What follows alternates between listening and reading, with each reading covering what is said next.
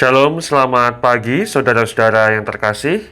Kita berjumpa kembali di dalam renungan dan doa pagi GKJ Kemuliaan di hari Senin 30 Januari 2023. Bacaan Alkitab pagi ini terambil di dalam Kisah Para Rasul pasal 3 ayat pertama sampai dengan yang ke-10. Sementara nats Alkitabnya di ayat yang ke-6. Saya akan membacakan nats Alkitabnya untuk kita semua. Kisah Para Rasul 3 ayat 6. Tetapi Petrus berkata, "Emas dan perak tidak ada padaku, tetapi apa yang kupunyai, kuberikan kepadamu. Demi nama Yesus Kristus orang Nazaret itu, berjalanlah." Demikianlah bunyi firman Tuhan. Saudara-saudara yang dikasihi Tuhan, renungan pada pagi hari ini berjudul Tujuan Mukjizat.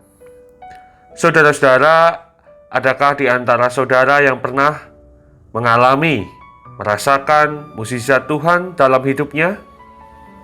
Pada dasarnya, mukjizat merupakan suatu peristiwa ajaib yang sukar dijangkau oleh akal kita. Di Alkitab kita menemukan banyak mukjizat yang dituliskan. Nah, sebenarnya apa maksud Tuhan ketika melakukan mukjizat? Suatu kali Petrus dan Yohanes bertemu dengan seorang yang lumpuh kakinya sejak lahir. Orang itu tiap hari didudukkan di pintu gerbang Bait Allah untuk meminta-minta. Ketika orang itu melihat Petrus dan Yohanes, dia pun meminta sedekah. Petrus berkata bahwa dia tidak bisa memberikan emas dan perak, tetapi di dalam nama Tuhan Yesus, dia memberikan hal yang jauh lebih berharga. Setelah membantu orang itu berdiri, seketika itu juga kakinya dikuatkan. Dia bisa berjalan lagi. Mukjizat Tuhan dinyatakan. Bayangkan saudara-saudara betapa senangnya orang itu yang sejak lahir belum pernah merasakan enaknya berjalan. Sampai-sampai ia melompat-lompat sambil mengikuti Petrus dan Yohanes ke Bait Allah.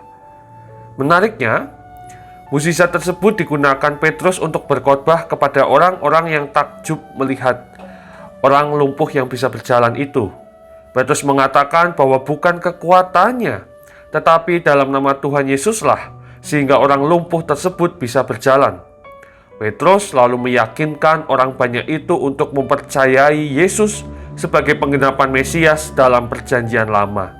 Singkatnya, saudara-saudara, Petrus menggunakan mukjizat itu untuk menuntun orang banyak untuk bertobat.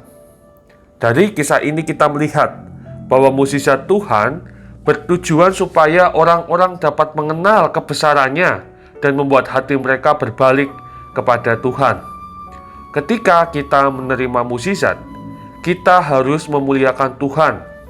Jangan hanya berhenti pada kita sendiri yang menikmati mukjizat, atau malah kita memuliakan diri sendiri dengan merasa diistimewakan oleh Tuhan. Lihat orang lumpuh itu. Dia mengharapkan uang sedekah, tetapi malah mendapatkan hal yang jauh lebih besar. Apakah itu?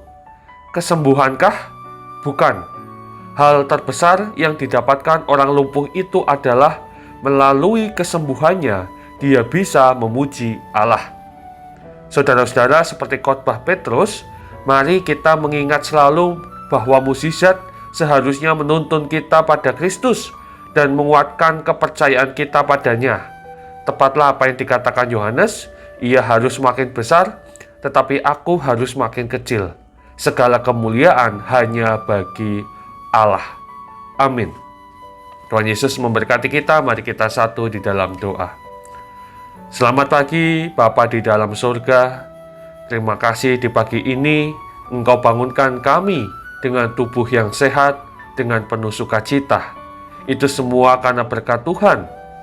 Engkau juga menyapa kami melalui firman-Mu, di mana kami belajar bahwa segala mukjizat yang Tuhan lakukan bertujuan agar kami semakin memuliakan Tuhan.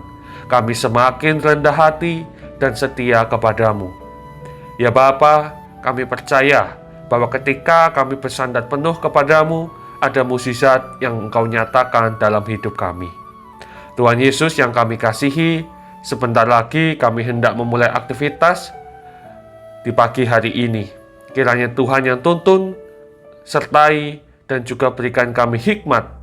Dan biarlah segala aktivitas kami di hari ini seturut dengan rancangan-Mu yang mendatangkan kebaikan. Terima kasih ya Tuhan, hanya di dalam nama-Mu kami anak-anak-Mu percaya dan telah berdoa. Amin.